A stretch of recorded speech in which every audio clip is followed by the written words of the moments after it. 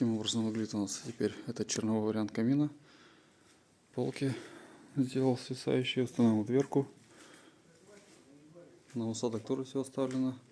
Закладные под розетку и телевидение.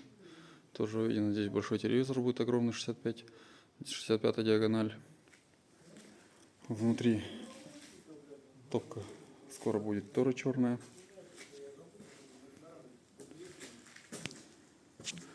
Но сейчас прерываем работу на пару месяцев и едем на следующий объект.